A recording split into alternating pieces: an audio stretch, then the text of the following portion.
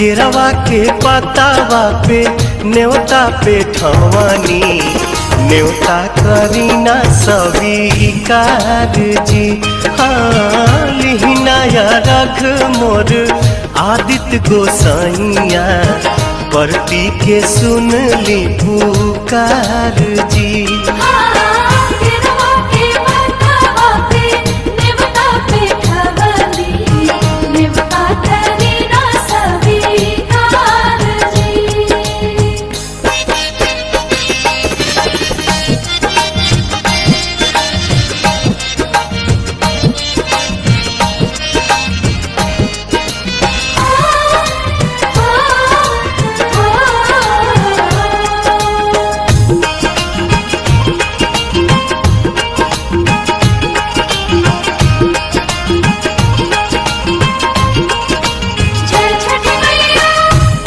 हम अरघ दुनो बेरा आदित्य तोहे साझिया फजीरे।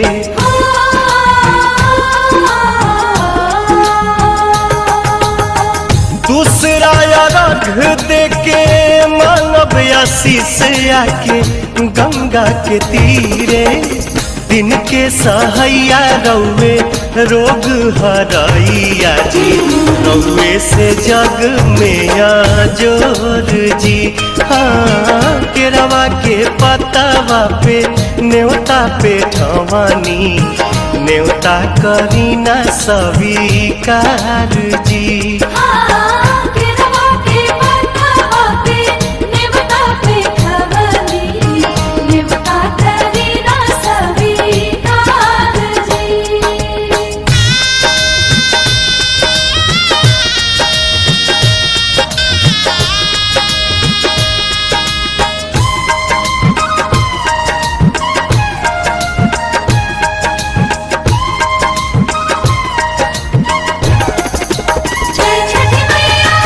नजरी के कोर से करिले अजोर जग रौवे से जागेला।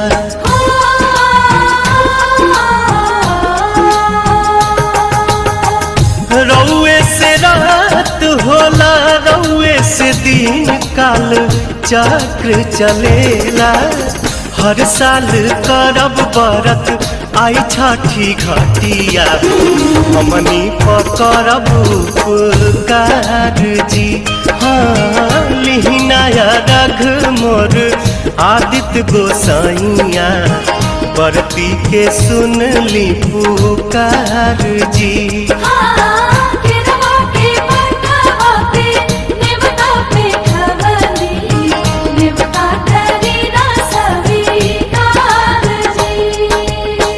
केरवा के पतावा पे न्योता पे ठवानी न्योता करीना स्वीकार जी।